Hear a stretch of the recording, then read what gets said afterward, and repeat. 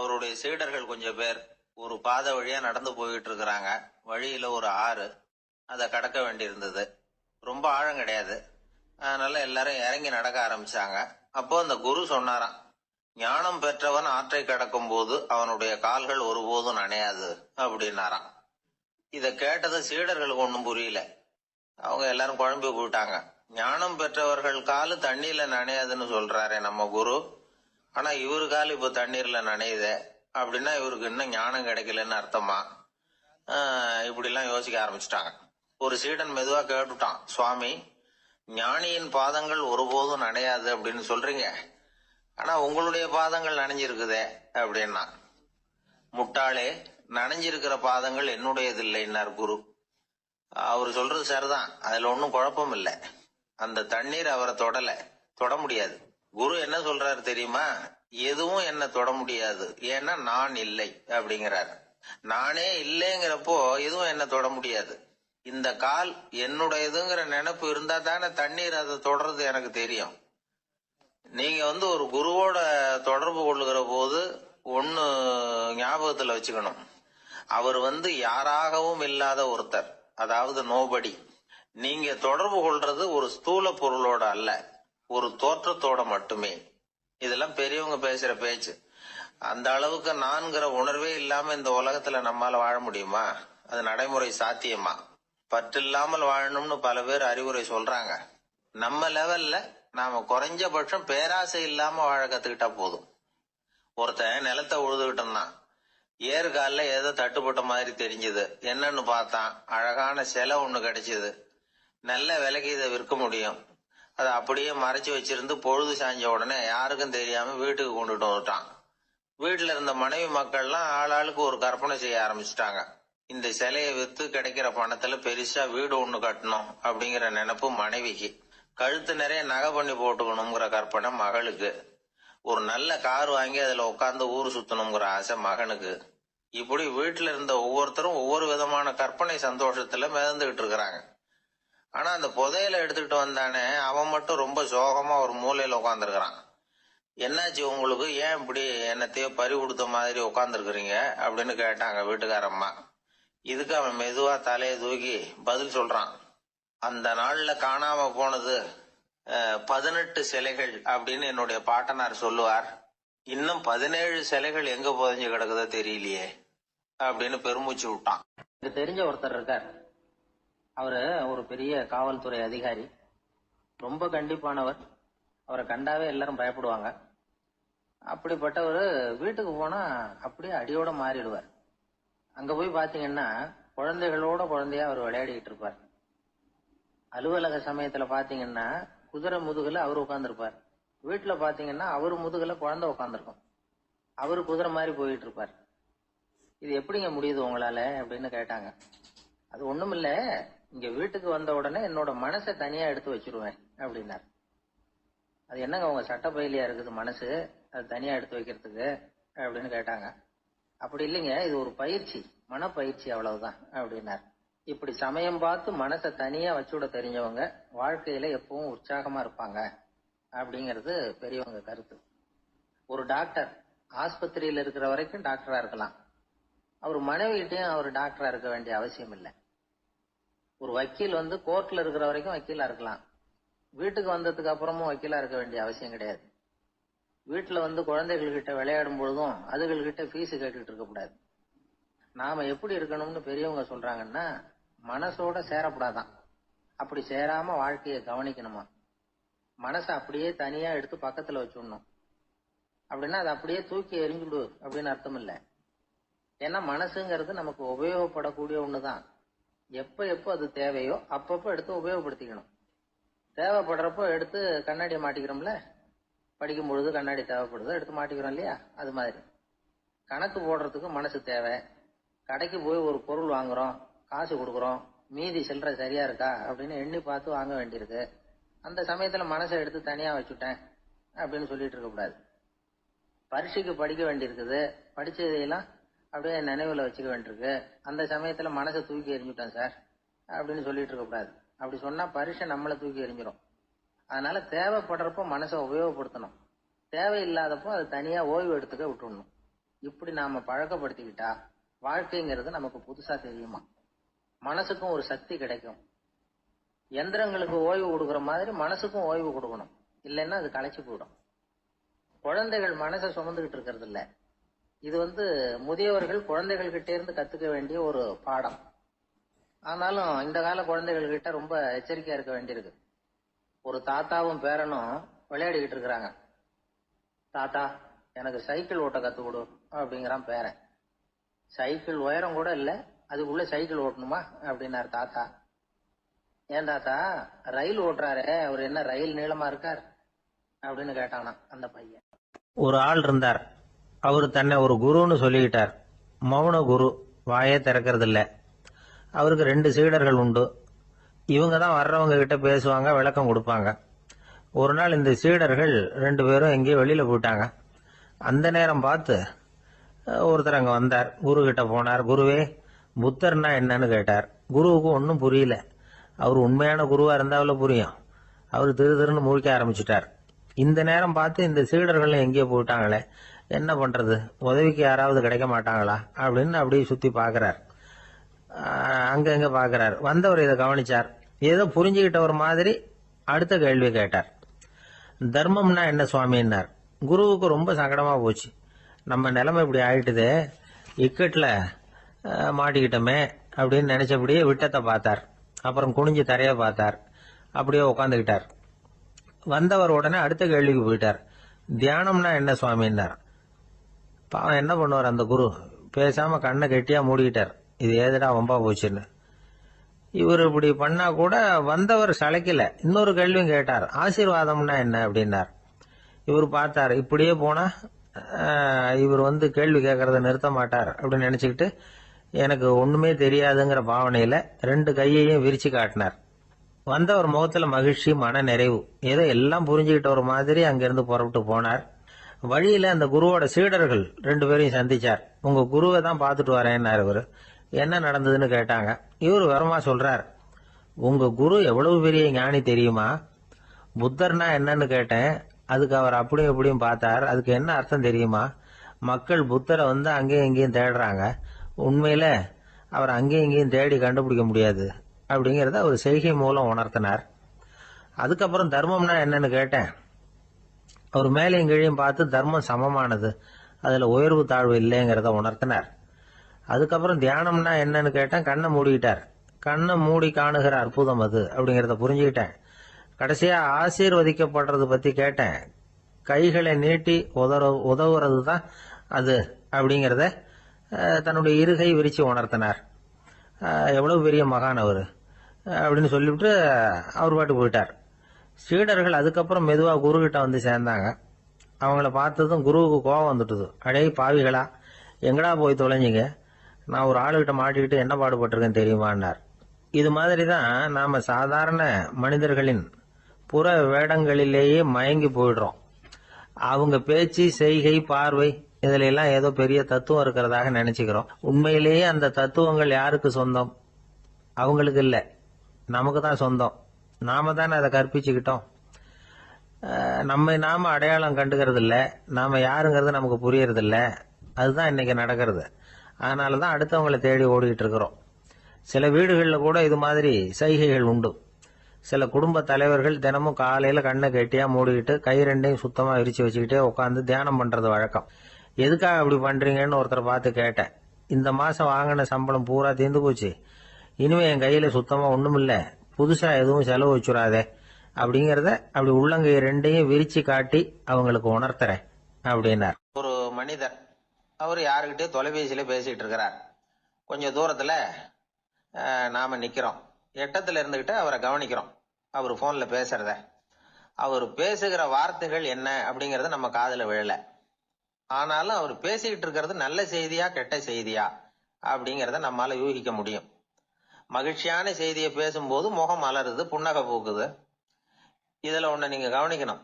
தொலைபேசியில நாம பேசுறப்போ நம்மோட பேசுறவர் எதிரில் இல்ல. அவர் தொலைபேசி வழியா நம்ம குரலை மட்டும்தான் கேட்க போறார். நம்ம முகத்தை அவர் பார்க்க போறது இல்ல. அப்படி இருந்தும் அப்ப நம்ம முகம் ஏன் மலரணும் அப்படின்னா இதுதான் உடல் மொழி, பாடி லாங்குவேஜ் அப்படின்னு சொல்றாங்க. நம்ம அறியாமலேயே நம்ம உடம்பு செய்திகளை தெரிவிக்குது பாருங்க, அதுதான் உடல் மொழி. ஒரு மனிதர் தொலைபேசியில பேசிக்கிட்டு இருக்கிறத நீங்க தூரத்துல இருந்து கவனிச்சுக்கிட்டே அவர் நண்பரோட பேசுறாரா, மனைவியோட பேசுறாரா, குழந்தையோட பேசுறாரா, இல்ல மேல் அதிகாரி கிட்ட பேசுறாரா, அல்லது அவருக்கு கீழே பணிபுரிகிறவர்கள் கிட்ட பேசுறாரா அப்படிங்கறத கண்டுபிடிக்கலாம். அதுக்கு காரணம் அவருடைய உடல் மொழி. இந்த உடல் மொழி கூட நம்ம வாழ்க்கையின் முன்னேற்றத்துக்கு பயன்படும். இத பத்தி எல்லாம் கூட சில நிபுணர்கள் ஆராய்ச்சி பண்ணி பார்த்திருக்கிறாங்க. அவங்க சில விவரங்களை சொல்றாங்க. குறிப்பா ஒருத்தர் தன்னுடைய நாற்காலியில கிட்டத்தட்ட படுத்துக்காத குறையா உட்கார்ந்து இருக்கிறாருன்னு வச்சுக்கோங்க. எதிர இருக்கிறவர் பேசுறது அவருக்கு பிடிக்கலன்னு அர்த்தமா. தலையை சொரிஞ்சுக்கிறது, வேற வேற திசைகள்ல பாக்குறது, கொட்டாவி விடுறது, கால்களை மாத்தி போட்டு உட்கார்றது, களைப்பா கை விரல்களை அப்படியே பின்னிக்கிறது, அடிக்கடி கடிகாரத்தை பாக்குறது, இப்படிலாம் ஒருத்தர் பண்ணிட்டு இருக்கிறாருன்னா நாம கூடிய சீக்கிரம் அந்த இடத்த விட்டு எழுந்திரிச்சு வந்துடுறது நல்லது. ஏன்னா இதெல்லாம் அவருடைய சலிப்பு, சோர்வு, ஆர்வமின்மை இதுக்கு அடையாளங்கள். நம்முடைய பேச்சு அவரை சலிப்படைய வச்சுட்டதுன்னு அர்த்தம். அவர் ரொம்பவும் சோர்ந்து போயிட்டாருன்னு பொருள். நம்முடைய பேச்சில் அவருக்கு ஆர்வம் இல்லைன்னு அர்த்தம். அதே நேரத்துல நாற்காலியின் நுனியில அமர்ந்து உடலை முன்னுக்கு நகர்த்தி எதிர இருக்கிறவரின் கண்களை பார்த்துக்கிட்டே பேசினாலும் சரி அல்லது பேச்சை கேட்டாலும் சரி, உங்க பேர்ல மத்தவங்களுக்கு உள்ள பிடிப்பு அதிகரிக்கும். நாம எப்படிப்பட்டவர்ங்கிறத நம்ம உடம்பும் நடை உடை பாவனையும் அடுத்தவங்களுக்கு காட்டி கொடுத்துரும். உங்க உடம்பு, உங்க பார்வை, நடை, உட்கார்ற விதம் இதை வச்சுக்கிட்டே நீங்க பொறுப்புள்ளவரா, முரடரா, அலட்சியமானவரா, மரியாதை தெரிஞ்சவரா, அடக்கமானவரா, நம்பிக்கைக்கு உரியவரா, நாணயம் இல்லாதவரா, பயந்தவரா, திறமசாலியா, அப்பாவியா அப்படிங்கறதெல்லாம் கண்டுபிடிச்சிடலாம். அதனால இந்த உடல் மொழியை புரிஞ்சுக்கிட்டு நம்மளை கொஞ்சம் சரிப்படுத்திக்கிட்டோம்னா வாழ்க்கையில சுலபமா பல காரியங்களை சாதிக்க முடியும். ஒரு மனநல மருத்துவமனை, அங்க ஒருத்தர் ஒரு நாற்காலியில உட்காந்துக்கிட்டு கார் ஓட்டுறது மாதிரி அப்படி பாவனை பண்ணிட்டு இருந்தார். ஸ்டியரிங்கை திருப்புறது மாதிரி, பின்னாடி வர்ற வண்டியை நிக்க சொல்றது மாதிரி, அப்புறம் இவர் ஒதுங்கிக்கிட்டு அவருக்கு வழி விடுறது மாதிரி, இப்படிலாம் சேட்டைகள் பண்ணிட்டு இருந்தார் மனநல மருத்துவமனையில. இத பார்த்துக்கிட்டு இருந்த ஒருத்தர் பக்கத்துல இருந்த இன்னொருத்தர்கிட்ட கேட்டார், இவர் ஏன் இப்படி பண்றாரு, இவருக்கு ஏன் அப்படி வந்தது நிலைமை அப்படின்னு சொல்லி அவர் விசாரிச்சார். அப்ப அவர் விவரம் சொன்னார். வேற ஒண்ணும் இல்லைங்க, இவருக்கு கார் ஓட்டணும்னு ஆசை ரொம்ப காலமா, அது நிறைவேறாம போயிட்டுது. அதுக்கப்புறம் அவர் மனநோயாளியா மாறிட்டார். இங்க அழைச்சிட்டு வந்தாங்க. இங்க அழைச்சிட்டு வந்ததுல இருந்து அப்படிதான் பண்ணிட்டு இருக்கிறார். அவ கார் ஓட்டுறது மாதிரிலாம் பாவனை பண்ணிட்டு இருப்பார், திருப்புறது மாதிரி பண்ணுவார், பின்னாடி வர்றவங்களுக்கு இடம் விடுவார், இப்படிலாம் செய்யறார் அப்படின்னு விவரம் சொன்னாங்க. நீங்க சொல்லப்படாதா, இப்ப நீங்க கார் ஓட்டல, வெறும் நாற்காலியில தான் உட்கார்ந்து இருக்கிறீங்க அப்படின்னு நீங்க சொல்லப்படாதா அவருக்கு அப்படின்னு கேட்டாங்க. அது முடியாதுங்க, ஏன்னா அந்த காரை கழுவுறதுக்காக அவர் தினமும் எனக்கு 10 ரூபா கொடுத்துக்கிட்டு இருக்கிறார் அப்படின்னாராம் அங்க வேலை செஞ்சுக்கிட்டு இருந்த ஒருத்தர். அதனால வாழ்க்கையில நாம இந்த உடல் மொழியை புரிஞ்சுக்கணும். உடல் மொழிங்கிறது இப்ப ஆரம்பத்துல சொன்னது மாதிரி அந்த தொலைபேசியில பேசுறவங்கள தூரத்துல இருந்து பார்த்தாவே அவர் யாருகிட்ட பேசுறாரு, என்ன பேசுறாருன்னு தெரியும். நம்ம முகத்தை நல்லா வச்சுக்கணும். உடல் மொழிய நம்ம புரிஞ்சுக்கிட்டு பயன்படுத்த ஆரம்பிச்சோம்னா எந்த முயற்சி பண்ணினாலும் அதுல வெற்றி நிச்சயம். ஒரு பெரிய அரசன் இந்த உலகம் பூராவையும் ஆண்டுகிட்டு இருந்தான். ரொம்ப காலம் அப்படி அரசாட்சி பண்ணிக்கிட்டு இருந்தான். திடீர்னு அவனுக்கும் சில எதிரிகள் முளைச்சாங்க. அவங்க எல்லாம் ஒண்ணு சேர்ந்து இவனை தோற்கடிச்சுட்டாங்க. தோத்து போனது இவனுக்கு பயம் வந்துட்டுது, எங்க எதிரிகள் நம்ம கொன்னுடுவாங்களோ அப்படின்னு. வெளியில வந்தா தனக்கு ஆபத்துன்னு பயந்துகிட்டு யாருக்கும் தெரியாம ஒரு குகைக்குள்ள போய் பதுங்கி கிடக்குறான். நிலைமைய பாருங்க. முதல் நாள் அரண்மனையில அதிகாரம் பண்ணிக்கிட்டு இருந்தவன் மறுநாள் குகையில பயந்து போய் பதுங்கி கிடக்குறான். ராத்திரி நேரம் வந்தது, பசி வயத்தை கிள்ளுது, பிச்சை எடுத்து சாப்பிட வேண்டிய நிலைமை. பிச்சை எடுக்கிறதுக்கு பாத்திரம் வேணுமே, என்ன பண்றது அப்படின்னு அங்கேயும் இங்கேயும் பாக்குறான். ஒரு மூலையில யாரோ விட்டுட்டு போன ஒரு ஓடு கிடக்குது, அதை எடுத்துக்கிட்டு புறப்பட்டான். இருட்டுல வழி புரியல, ஏதோ ஒரு யூகத்துல காலை மெதுவா எடுத்து வச்சு நடந்து போயிட்டு இருக்கிறான். வழியில ஒரு கருப்பு நாய் படுத்து கிடந்தது. இருட்டுல அவன் இது கண்ணுக்கு சரியா தெரியல, அவனுக்கு தவறி போய் காலை வச்சுட்டான் அது மேல. நாய் சும்மா இருக்குமா, வள்ளுன்னு உளுந்து கடிச்சு விட்டுது. காலை பாக்குறான், காலத்தையும் நினைச்சு பாக்குறான். அரண்மனையில வீரக்கழல் அணிந்த காலை உடைய மன்னா அப்படின்னு புகழ்வாங்களே புலவர்கள்லாம், ஆனா அது இன்னைக்கு நாய் கடிச்ச காலம் ஆயிட்டுதே அப்படின்னு நினைக்கிறான். அது மட்டும் இல்ல, முன்னாடி எல்லாம் பொற்கிண்ணங்கள்ல தான் அவன் சாப்பிடுவான். ஆனா இப்போ உடைஞ்சு போன ஓட்டு அது ஓட்டை வந்து கையில வச்சுக்கிட்டு நிக்கிறான். அதுல ஏதாவது யாராவது சாப்பாடு போடுவாங்களான்னு. முன்னாடி எல்லாம் நிறைய பேர் அரண்மனைக்கு வருவாங்க. அரசருக்கு காணிக்கைன்னு சொல்லி இவன் காலடியில கொண்டாந்து கொட்டுவாங்க. அப்போலாம் இவன் அந்த ஜனங்களுடைய முகத்தை திரும்பி கூட பாக்குறது இல்ல. ரொம்ப கர்வமா உட்கார்ந்துருப்பான். அதே ஆளு இன்னைக்கு எல்லார் கண்ணுலயும் படுறது மாதிரி பிச்சை எடுத்துக்கிட்டு இருக்கிறான். அப்போலாம் காணிக்கைகளை வந்து தன்னுடைய கையால வாங்குறது தனக்கு கௌரவ குறைச்சல்னு நினைச்சு தன்னுடைய வேலைக்காரங்களை விட்டுதான் அதை வாங்க சொல்லுவான். இப்போ பாத்தீங்கன்னா அவனே தன் கையாலேயே பிச்சை வாங்குறான். நினைச்சு பாருங்க, அந்த மனுஷன் நாள் அரசன், மறுநாள் பிச்சைக்காரன். எவ்வளவு வித்தியாசம்! செல்வம் தான் இப்படி ஒரு வித்தியாசம் ஏற்படுறதுக்கு காரணம். அப்படிப்பட்ட செல்வம் வாழ்க்கையை நடத்துறதுக்கு நமக்கு தேவைதான். ஆனா அதையே நாம அடைய வேண்டிய பயனா நினைக்கிறோம் பாருங்க, அதுதான் வேடிக்கை. இத வந்து நம்மாழ்வார் அழகா ஒரு பாசுரத்துல சொல்றார். ஒரு நாயகமாய் ஓட உலகுடன் ஆண்டவர், கருணாய் கவர்ந்த காலர், சிதைகிய பானையர், பெருநாடு காண இம்மையிலே பிச்சைதாம் கொள்வர், திருநாரணன் தாழ் காலம் பெற சிந்தித்து உய்மினோ அப்படிங்கிறார் நம்மாழ்வார். ஒரு பெரிய பணக்காரர் ஒரு துறவிகிட்ட போய், சாமி என்கிட்ட நிறைய பணம் இருக்கு, இருந்தாலும் நிம்மதி இல்ல, என்னால நிம்மதியா இருக்க முடியல, என்ன காரணம்னு கேட்டாராம். உடனே அந்த துறவி இதுக்கு நேரடியா பதில் சொல்லாம பக்கத்துல நின்றுகிட்டு இருந்த ஒரு குழந்தைய கூப்பிட்டார். அது ஓடியாந்தது. ஒரு ஆப்பிள் பழத்தை எடுத்து அது கையில கொடுத்தார். அதை வாங்கிட்டு குழந்தை சிரிச்சுது. இன்னொரு பழத்தை எடுத்து கொடுத்தார். அதை இன்னொரு கையில வாங்கிட்டு சிரிச்சுது. மூணாவது ஆப்பிள் எடுத்து கொடுத்தார். 2 பழத்தையும் நெஞ்சில் அணைச்சிக்கிட்டு 3வது பழத்தையும் வாங்கறதுக்கு முயற்சி பண்ணிச்சு. ஆனா அது உடனே நழுவி கீழே விழுந்து உருண்டு ஓடிச்சு. ஏற்கனவே இருந்ததும் விழுந்துட்டுது. இப்ப அந்த குழந்தை அழ ஆரம்பிச்சுட்டுது. இப்ப அந்த துறவி பணக்காரர்கிட்ட சொன்னாராம், குழந்தைய கவனிச்சியா? 2 ஆப்பிள் போதும்னு அது நினைச்சிருந்தா இப்போ அது அழ வேண்டிய அவசியம் வந்திருக்குமா அப்படின்னாராம். எதுவுமே அளவுக்கு மிஞ்சினா துன்பம் தான். இந்த காலத்துல இதெல்லாம் யாரு காதுல வாங்குறாங்க? ஒருத்தனை நல்ல வழிக்கு கொண்டு வரணும்னு நினைச்சு அவனை கூப்பிட்டு உட்கார வச்சு இந்த கதையை சொல்லிட்டு இருந்தாங்க. சொல்லிவிட்டு அந்த குழந்தை செஞ்சது தப்பு தானே அப்படின்னு கேட்டிருக்கிறாங்க. ஆமா, தப்பு தான். நானா இருந்தா அப்படி செஞ்சிருக்க மாட்டேன் நானா இவன். 2 பழமே போதும்னு சொல்லிருப்பியா அப்படின்னு கேட்டிருக்காங்க. அப்படி இல்லைங்க, அவர் கொடுக்க கொடுக்க ஒவ்வொரு பழமா வாங்கி பின்னாடி வச்சுட்டு மறுபடியும் கையை நீட்டுவேன் அப்படிங்கிறானா. இவெல்லாம் எந்த காலத்துல திருந்துறது?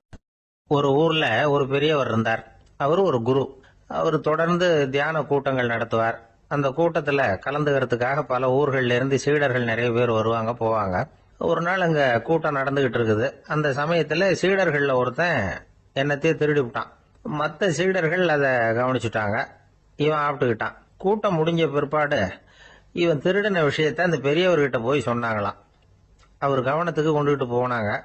ஆனா அவர் இத காதலே போட்டுக்கல, கண்டுக்கவே இல்லை. போய் சொன்ன சீடர்களுக்கெல்லாம் ஏமாத்தமா போயிட்டுது.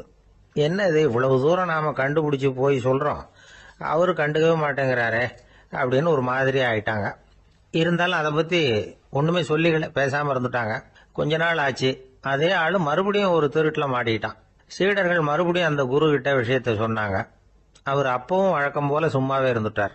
இவர் இப்படி இருக்கிறத பார்த்ததும் அந்த சீடர்களுக்கு கோபம் வந்துட்டுது. உடனே அந்த சீடர்கள்லாம் ஒண்ணு கூடி பேசினாங்களாம். எல்லாருமா சேர்ந்து ஒரு விண்ணப்பம் தயார் பண்ணாங்க. அதை குருநாதர்கிட்ட கொண்டுட்டு போய் கொடுத்தாங்க. அந்த விண்ணப்பத்துல இவங்க என்ன எழுதியிருக்கிறாங்க தெரியுமா? குருநாதர் அவர்களே, உடனே திருடனவன் மீது சட்ட நடவடிக்கை எடுக்கணும். நீங்க அப்படி அவனை இங்க சேர்க்கப்படாது. நீங்க சேர்த்தீங்கன்னா நாங்க இங்க இருக்கிறத பத்தி யோசிக்க ஆரம்பிச்சிருவோம். அவனை வந்து இந்த மடத்தை விட்டே துரத்தி பண்ணணும். நீங்க அவனை வெளியில அனுப்புங்க, இல்லைன்னா நாங்க அத்தனை பேரும் வெளியில போயிடுறோம். இப்படிதான் அந்த விண்ணப்பத்துல எழுதியிருக்கிறாங்க. குரு அந்த விண்ணப்பத்தை வாங்கி படிச்சு பார்த்தார்.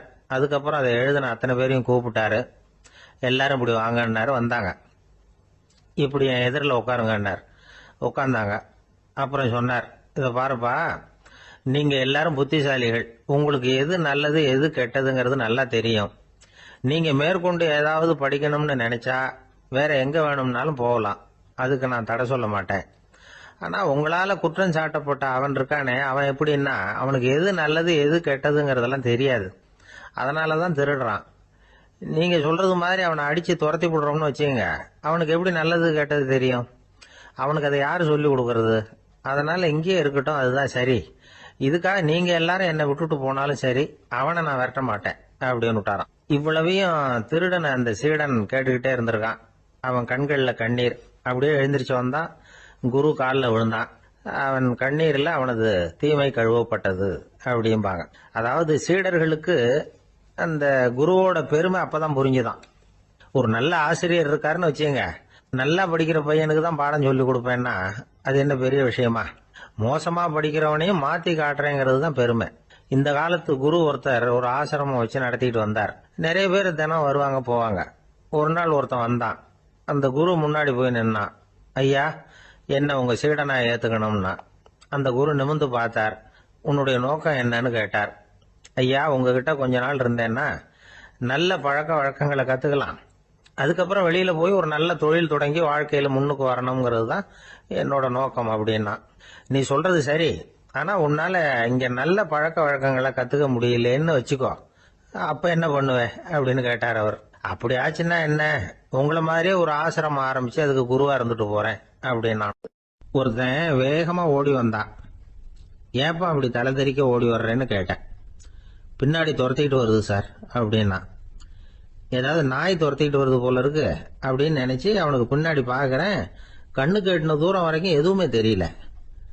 ஏன்பா எதுவும் உன்னை துரத்துறது மாதிரி தெரியலையே என்ன, நல்லா பாருங்க சார் அப்படின்னா. பார்த்துட்டு தான் சொல்றேன் என்ன. இதோ பாருங்க சார், இதுதான் என்ன துரத்துது அப்படின்னு அவன் காட்டுறான்.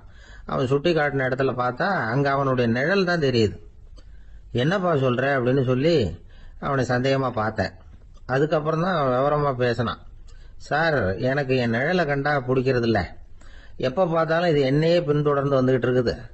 இதை என்னால சகிக்கவே முடியல. இதை என்கிட்ட இருந்து பிரிக்கிறதுக்கு எவ்வளவோ முயற்சிகள்லாம் பண்ணி பார்த்துட்டேன், முடியலன்னா. அப்படி என்னென்ன முயற்சிகள் பண்ணினேன் அப்படின்னு கேட்டேன். அவன் என்னென்ன செஞ்சாங்கிறத விவரமா சொன்னான். அவன் என்ன பண்ணிருக்கிறான், ஒரு பெரிய குழியை தோண்டி அதுல தன்னுடைய நிழலை புதைச்சிருவோம் அப்படின்னு முடிவு பண்ணிட்டு மண்வெட்டி எடுத்துக்கிட்டு தோட்டத்து பக்கம் போயிருக்கான். ஆழமா ஒரு குழியை தோண்டி இருக்கான். குனிஞ்சு பாக்குறான். அந்த குழிக்குள்ள தன்னுடைய நிழல் தெரியுது.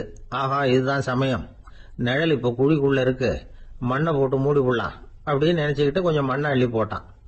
பார்த்தா இப்ப அந்த நிழல் அந்த மண்ணுக்கு மேல வந்து நிக்குது.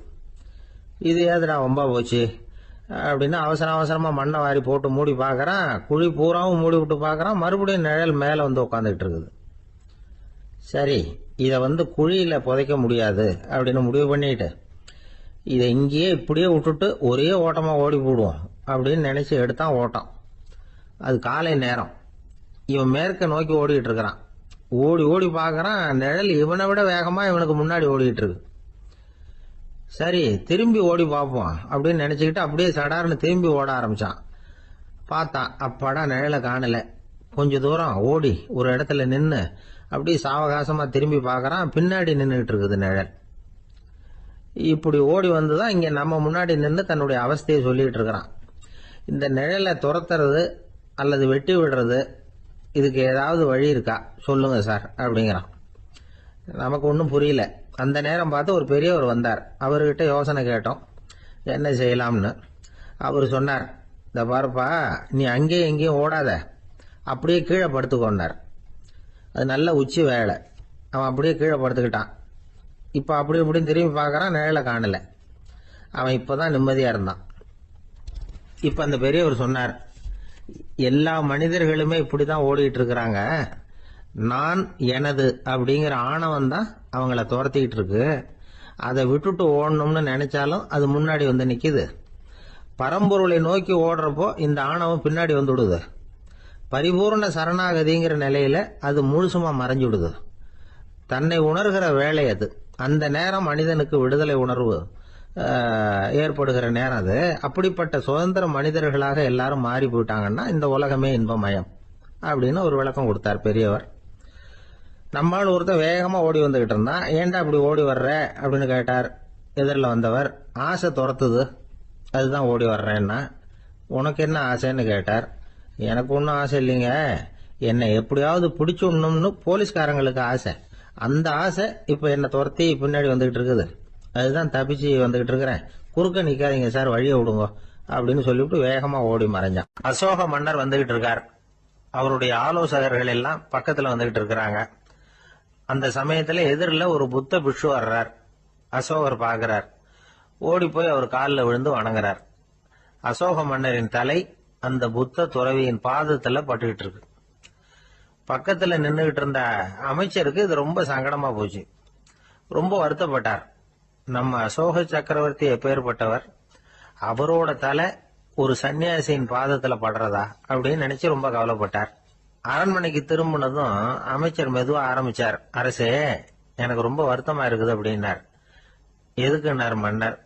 அசோக சக்கரவர்த்தியின் தலை, அதாவது அந்த சிரம், ரொம்ப மதிப்புமிக்க ஒன்று. அது ஒரு சன்னியாசியின் காலில் படலாமா அப்படின்னார். அசோகர் பதில் சொல்லல, சிரிச்சார், போயிட்டார்.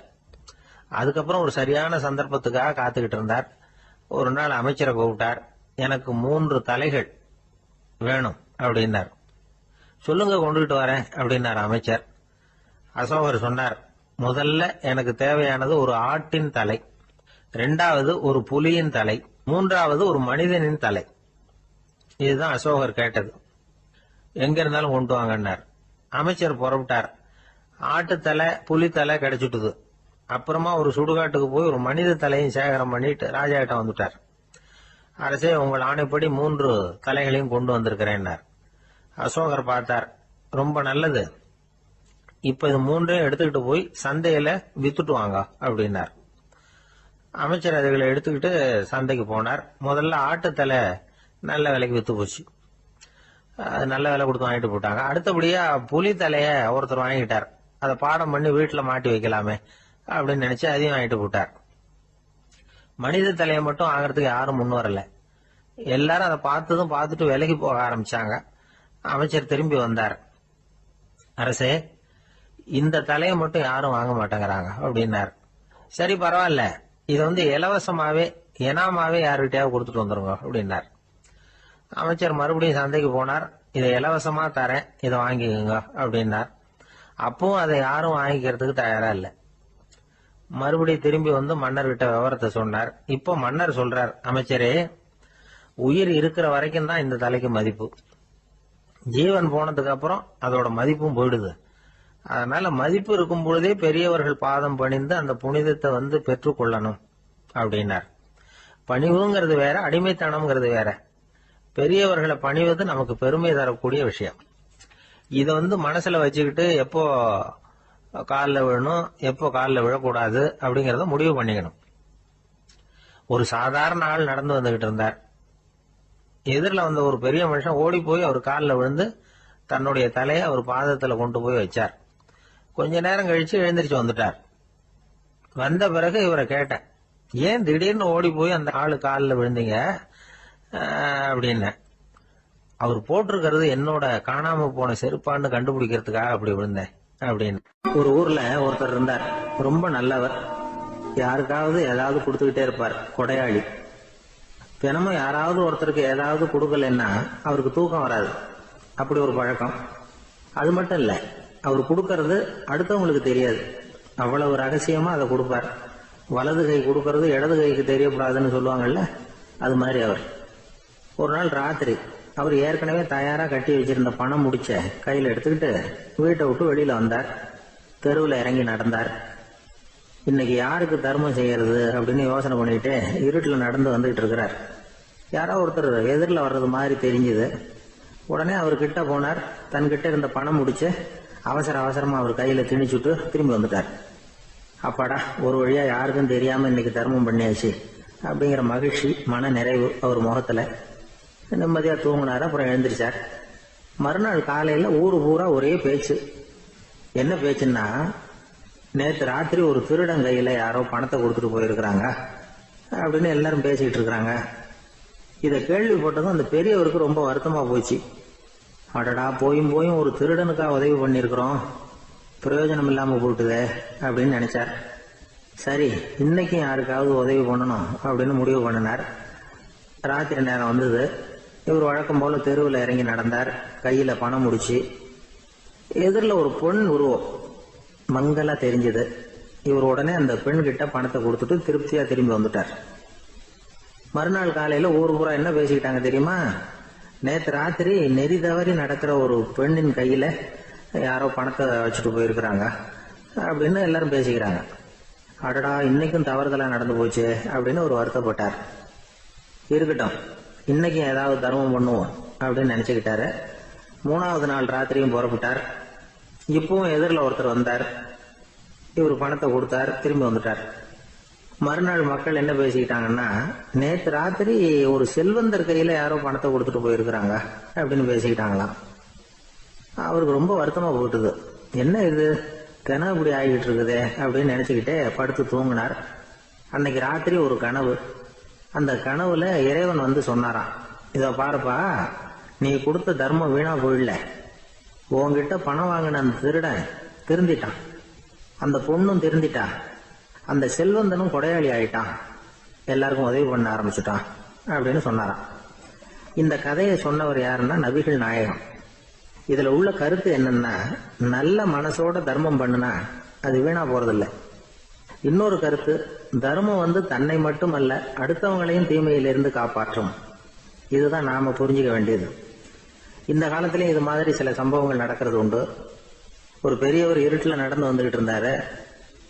எதிரில் வந்த ஒருத்தன் வலுக்கட்டாயமா ஒரு கையை பிடிச்சி ஒரு பண முடிப்பை கொடுத்து வச்சுக்க சொல்லிவிட்டு விலைக்கு போயிட்டான்.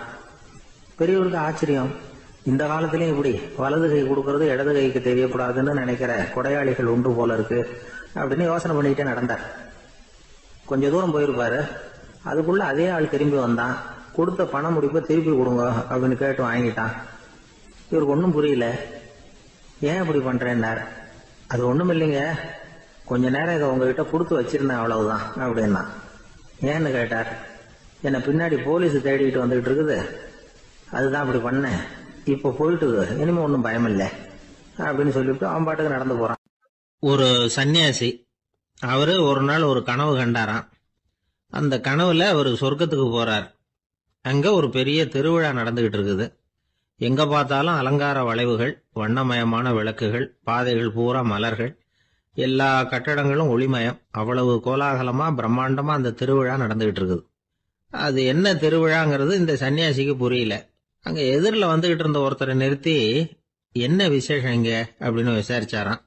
உனக்கு தெரியாத விஷயம், இன்னைக்கு இறைவனுக்கு பிறந்த நாள், அதைத்தான் எல்லாரும் சேர்ந்து கொண்டாடுறோம். இதுக்காக பிரம்மாண்டமான ஊர்வலம் ஒண்ணு வரப்போகுது, இறைவனே அந்த ஊர்வலத்துல கலந்துகிறார் அப்படின்னார் அவரு. உடனே அந்த சன்னியாசி ஒரு மரத்து நிழல்ல ஒதுங்கி நின்றுகிட்டார். ஊர்வலம் வந்துகிட்டு இருக்குது. முதல்ல ஒரு குதிரை வந்துகிட்டு இருக்கு. அது மேல ஒருத்தர் உட்காந்துருக்கிறார். அவருக்கு பின்னாடி நிறைய பேர் கூட்டமா வந்துகிட்டு இருக்கிறாங்க. இவ்வளவு கூட்டம் இவர் பின்னாடி வருதே, யார் இவரு அப்படின்னு கேட்டார். ஒரு மதத்தின் பெயரை சொல்லி, இவர் அந்த மதத்தின் தலைவர், அவரை பின்பற்றுகிற மக்கள் கூட்டம் பின்னாடி வந்துகிட்டு இருக்குது அப்படின்னு விவரம் சொல்லி இருக்கிறாங்க. இவங்களுக்கு அடுத்தபடியா இன்னொரு குதிரையில ஒருத்தர் வந்துகிட்டு இருக்கிறார். அவருக்கு பின்னாடி ஏகப்பட்ட கூட்டம். இவர் யாருங்க அப்படின்னு கேட்டிருக்காரு சன்னியாசி. அங்க இருக்கிறவங்க விவரம் சொல்லி இருக்கிறாங்க. இன்னொரு மதத்தின் பெயரை சொல்லி, இவர் அந்த மதத்தினுடைய தலைவர், அவர் வழியை பின்பற்றுகிறவர்கள் அவர் பின்னாடி கூட்டமா வந்துகிட்டு இருக்கிறாங்க அப்படின்னு இருக்காங்க. இப்படி ஒவ்வொருத்தரா குதிரை மேல வந்துகிட்டே இருக்கிறாங்க. அவங்கள பின்பற்றியும் ஒவ்வொரு கூட்டம் வந்துகிட்டே இருக்குது. அந்த பெரிய ஊர்வலம் அது பாட்டுக்கு போயிட்டு இருக்குது. கடைசியா அது முடிஞ்சது ரொம்ப நேரம் கழிச்சு. அதுக்கப்புறம் கொஞ்ச நேரம் கழிச்சு ஒரு வயசான ஆள் குதிரை மேல வந்துகிட்டு இருக்கிறார். ஆனா அவருக்கு பின்னாடி யாருமே இல்லை. அவர் பரிதாபமா தனியா வந்துகிட்டு இருக்கிறார். அவர் அந்த ஊர்வலத்தை சேர்ந்தவரா இல்லையாங்கிறதே தெரியல. இவர் யாரு, இவர் ஏன் இப்படி தனியா வந்துகிட்டு இருக்கிறார் அப்படின்னு கேட்டிருக்காரு அந்த சன்னியாசி. என்னது இப்படி கேக்குறீங்க, இவர் தான் கடவுள், இவருக்காக தான் இன்னைக்கு இந்த ஊர்வலமே நடக்குது, இவருக்கு தான் இன்னைக்கு பிறந்த நாள், முன்னாடி போற ஊர்வலம் பூரா இவருடைய பிறந்த நாளை கொண்டாடுறதுக்காகத்தான் அப்படின்னு இருக்காங்க. இதை கேட்டதும் அந்த சன்னியாசிக்கு திடுக்குன்னு தூக்கி போட்டிருக்கு. இது வரைக்கும் கனவு கண்டுகிட்டு இருந்தவர் முடிச்சுக்கிட்டார். அதுக்கப்புறம் தான் யோசிச்சு பார்த்திருக்கார். உண்மைதான், மக்கள் எல்லாரும் பக்தி மார்க்கத்துல போறதா நினைச்சுக்கிட்டு பாதை மாறி போயிட்டு இருக்கிறாங்க. கடவுளை பின்பற்றுவதாக நினைக்கிறாங்க பக்தர்கள். ஆனா கடவுளுக்கு பின்னாடி யாருமே இல்லை. இன்னமும் இயல்பா இதை பத்தி யோசிச்சு பார்த்தா, உண்மைக்கு பின்னாடி தான் நான் போய்கிட்டு இருக்கேன் அப்படின்னு நிறைய பேர் சொல்றாங்க. ஆனா அந்த உண்மை அனாதையா போய்கிட்டு இருக்குது. அப்படி ஆயிட்டுது உலகம். இந்த காலத்திலயும் ஒரு ஊர்வலம், ஒரு பெரிய மனுஷருக்கு பிறந்த நாள் விழா. அவரு குதிரை மேல ஏறி முன்னாடி போயிட்டு இருக்கிறார். அவருக்கு பின்னாடி ஒரு 100 பேர் தொண்டர்கள் அவங்க பாட்டுக்கு போறாங்க. எல்லாம் பணம் கொடுத்து ஏற்பாடு பண்ணவங்க. எல்லாம் பணம் வாங்கிட்டு பின்னாடி போயிட்டு இருக்கிறாங்க. கொஞ்ச தூரம் நடந்ததும் கால் வலிக்க ஆரம்பிச்சுட்டுது. ஒவ்வொருத்தரும் அப்படியே ஒதுங்க ஆரம்பிச்சுட்டாங்க. அதான் முன்னாடியே பணம் கிடைச்சுட்டுதே, இனிமே ஒதுங்கின என்னன்னு ஒதுங்கிட்டாங்க. ஒரு கட்டத்துல குதிரையில போறவர் தற்செயலா திரும்பி பாக்குறாரு, பின்னாடி யாருமே இல்ல. எல்லாரும் ஓடி போயிட்டாங்க. ஒரே ஒரு ஆள் மட்டும் ரொம்ப விசுவாசமா பின்னாடி நடந்து வந்துகிட்டு இருந்தான். ஏன்பா நீ மட்டும் வந்துகிட்டு இருக்கிறியே, நீ வீட்டுக்கு போகலையான்னு கேட்டிருக்காரு அவரு. நீங்க அந்த குதிரையையும் அதுக்குள்ள வாடகை பணத்தையும் கொடுத்துட்டீங்கன்னா நானும் போயிடுவேன் அப்படின்னு நானா இந்த ஆள். ஒரு காட்டுல ஒரு நரி இருந்தது. ஒரு நாள் காலை நேரம் அது தன்னுடைய இருப்பிடத்திலிருந்து வெளியில வந்தது. கொஞ்ச தூரம் நடந்து வந்தது. அப்பதான் அது தன்னோட நிழலை கவனிச்சு பார்த்தது. பார்த்தா அது ரொம்ப நீளமா பெருசா இருக்குது. காலை நேரத்துல நிழல் அப்படித்தானே இருக்கும். ஆனா அந்த நரிக்கு அந்த விஷயம் தெரியல. தன்னுடைய நீண்ட பெரிய நிழலை பார்த்து ஆச்சரியப்பட்டது. ஆஹா, நாம இவ்வளவு பெருசாவா இருக்கிறோம் அப்படின்னா என்னுடைய காலை சாப்பாட்டுக்கு ஒரு யானை இல்லைன்னா ஒரு ஒட்டகம் கிடைச்சாதான் சரியா இருக்கும் போல இருக்கு அப்படின்னு முடிவு பண்ணிட்டுது. உடனே ஒரு யானை அல்லது ஒட்டகத்தை தேடி அலைஞ்சது, எங்க கிடைக்கும்னு.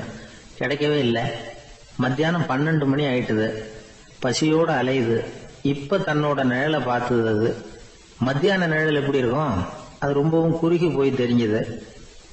உடனே அந்த நரி என்ன நினைச்சுக்கிட்டு தான் தெரியுமா, காலை ஆகாரம் சாப்பிடாததுனால நம்ம உடம்பு இப்படி அழிச்சு போட்டுதே அப்படின்னு நினைச்சுக்கிட்டு தான். கொஞ்ச நேரம் கழிச்சு மறுபடியும் தன்னுடைய நிழலை பார்க்குது. அது இன்னமும் குறுகி போய் காலடியிலேயே வந்துட்டுது. அதுக்கு பயமா போயிடுது. ஐயோ, இன்னும் கொஞ்ச நேரத்துல நாம இறந்துருவோம் போல இருக்க. இப்ப என்ன செய்யறது? இந்த சமயத்துல ஒரு எறும்பு கிடைச்சா கூட போதும், அதை நம்ம காலை ஆகாரமா நினைச்சு சாப்பிட்டு விடலாமே அப்படின்னு நினைச்சுதான். நம்முடைய நிழல் கூட நம்மள மாதிரியே தான் அடிக்கடி மாறிக்கிட்டே தான் இருக்குது. அது எப்பவும் ஒரே மாதிரி இருக்கிறது இல்ல. மனிதனுக்கு ஏற்படுகிற தன்முனைப்பு இருக்கு பாருங்க, ஈகோ, அது கூட ஒரு நிழல் மாதிரி தானா. அப்படி நினைக்க ஆரம்பிச்சுட்டா அதனால ஏதும் பிரச்சனை வராதான். தன்முனைப்பை நிழல் போலவே ஏற்றுக்கொள்ளுங்கள் அப்படிங்கிறது பெரியவங்க கருத்து. ஒரு காரியத்தை வெற்றிகரமா நல்ல விதமா செஞ்சு முடிக்கிறோம்னு வச்சுக்கோங்க. அந்த சமயத்துல ஒரு வித நுட்பமான தற்பெருமை நமக்குள்ள உண்டாகுது. இது இயற்கையானது, அதனால இது மேல பற்று வைக்கக்கூடாது. அப்படி வைக்க ஆரம்பிச்சுட்டா அந்த தற்பெருமை ஒரு நிரந்தர விருந்தாளியா நம்ம கிட்ட தங்கிக்கும்.